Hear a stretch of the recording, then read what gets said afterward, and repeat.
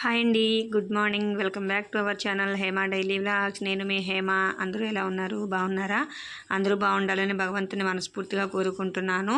నేనైతే ఈ నిన్నటి నుంచి పాడ్యమి రోజు నుంచి కూడా పొద్దున్నే పూజ అయితే చేసుకుంటున్నాను. అంటే ఎర్లీ మార్నింగ్ చీకటితో నక్షత్రం ఉన్నప్పుడే కాదండి, కొంచెం పొద్దెక్కిన తర్వాత అయినా. అంటే ఇంతకుముందు 10-11 చేసుకునేదాన్ని. ఇప్పుడైతే మామూలుగా ఏమీ చదువుకోకపోయినా పొద్దున్నే దీపం అనేది పెట్టేసుకుందామని అనిపించింది కార్తీక మాసం సందర్భంగా. అందుకని 7 గంటల లోపు అలాగైతే పూజ అయితే కంప్లీట్ అయిపోతుంది. 7-7:30 మ్యాక్సిమం అంతే. ఎందుకంటే తర్వాత పెట్టుకున్నా కూడా ఇంకా టైం వేస్ట్ అనమాట. ఎందుకంటే వీళ్ళకి క్యారేజీలు కట్టడం వల్ల అవ్వదు కాబట్టి నైటే గిన్నెలన్నీ తోమి పెట్టేసుకుంటున్నాను.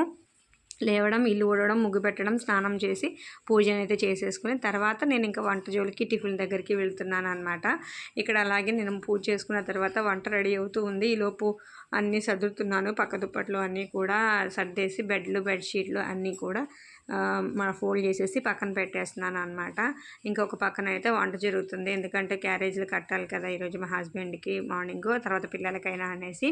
కర్రీ అయితే ఒకసారి చేసేస్తాను. ఇంకా రైస్ అయితే 2 సార్లు వండుతాను అనమాట. అప్పుడే వండినా కూడా చల్లబడిపోతుంది కదా మధ్యాహ్నానికి. పిల్లలకి నాకు అస్సలు తినబుద్ధి అవ్వదన్నమాట. గట్టి పడిపోయినట్టు అనిపిస్తుంది. వేడివేడిగా పొగలొస్తూ తినే అలవాటుగా అలా ఇష్టం అనమాట నాకు తినడము. అంత కాకపోయినా కనీసం 11 ఆ టైంలో వండితే కొంచెం తినడానికి వీలుగా ఉంటుంది. ఇంకా అలాగే చేస్తానన్నమాట. ఇది ఇక్కడ నేను దోసకాయ బంగాళదుంప కర్రీ అనేది చేస్తున్నాను. ఇంకా దాంతోపాటు పిల్లలకి ఈరోజు టిఫిన్ వచ్చేసి దోశలు అనమాట. నేను అట్లు పిండి, ఇడ్లీ పిండి పట్టాను. ఇంకా దోశలు అయితే వేసేద్దామని అయితే అనుకుంటున్నాను. వేస్తూనే ఇంకా పిల్లలకి స్నాక్స్ అడగాలి. అసలు స్నాక్స్ మాత్రం పిచ్చ టెన్షన్ వచ్చేస్తుందండి.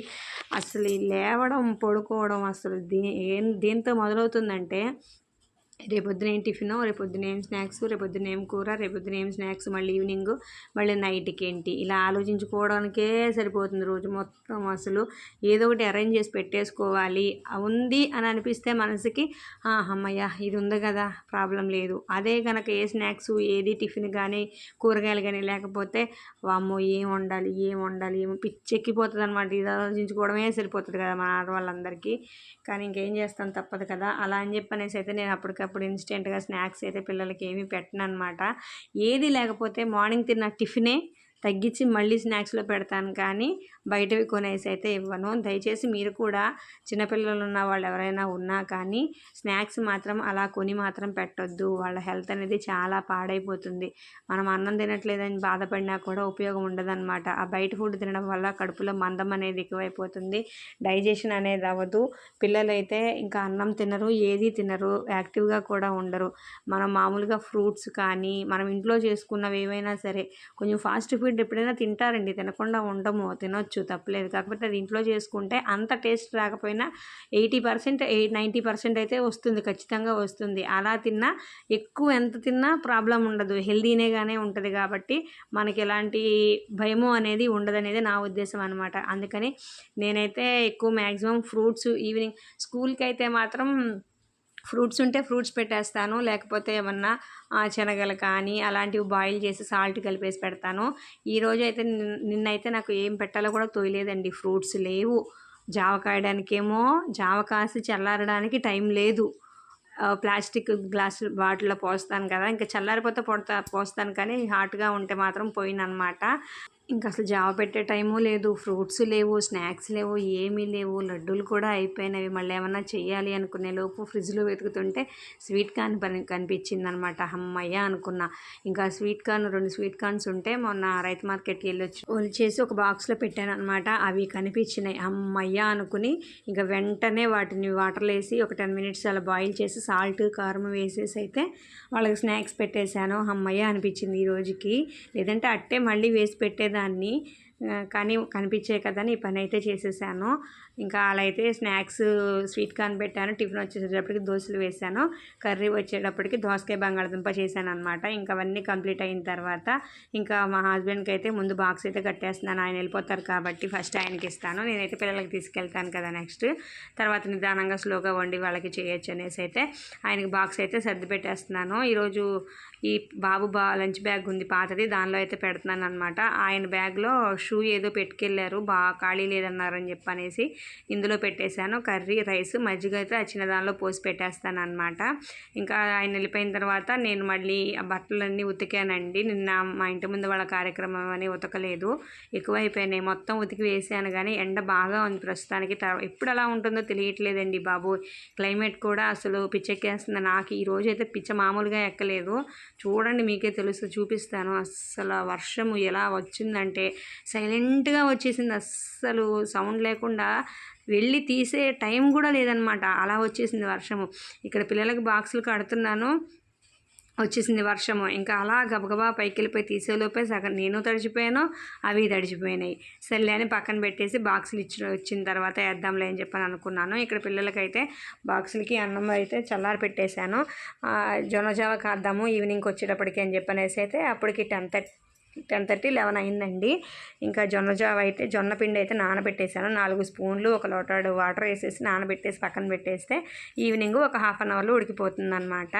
నానబెట్టేస్తే ఓ పని అయిపోతుందని చెప్పనేసి పక్కన అయితే నానబెట్టి పెట్టేశాను. ఇక్కడ పాలు, రైసు అయిపోయినాయి.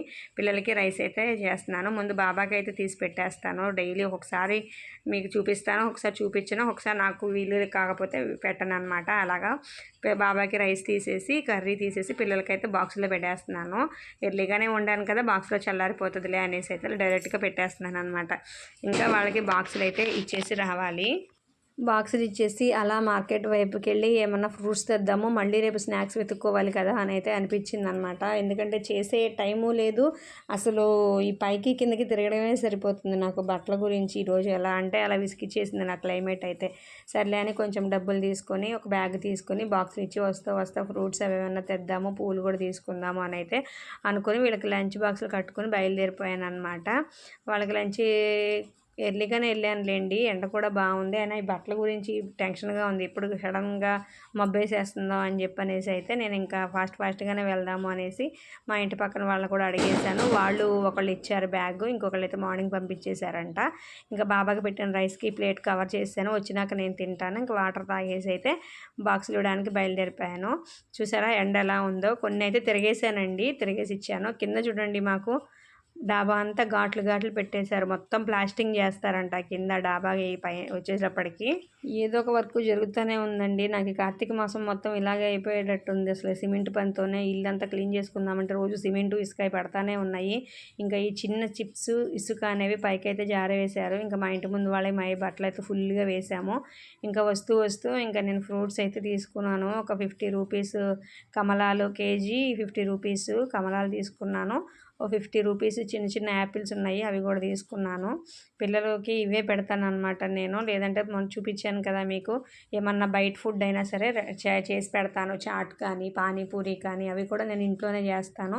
లేదంటే హెల్తీగా లడ్డు చూపించాను, అవి కూడా చేస్తాను అనమాట. అలా వాటితో పాటు ఫ్రూట్స్ కూడా. పువ్వులు కూడా తీసుకున్నాను ఒక 20 రూపీస్. ఇక్కడ తోటకూర కూడా ఒక 20 రూపీస్ ఉంటే ఒక పెద్ద ఆయన దగ్గర తీసుకున్నాను. చాలా రోజులైంది పప్పు తోటకూర తినాలనిపించి తోటకూర తీసుకున్నాను, లేతగా ఉందని చెప్పి.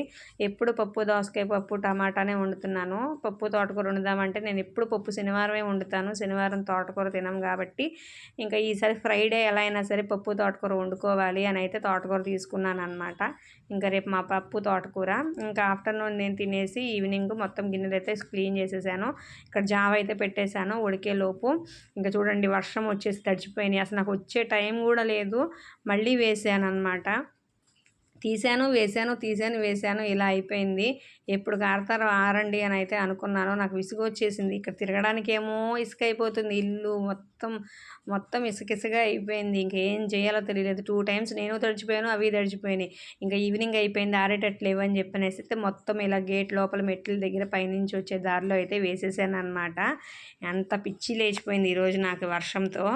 అసలు ఎలా అంటే అలా వచ్చింది వర్షం. చెప్పా పెట్టకుండా కడుపులో నొప్పి ఎలా వస్తుందో మనకి ఉండి అలా వచ్చేసింది వర్షము. తీసే టైము లేదు.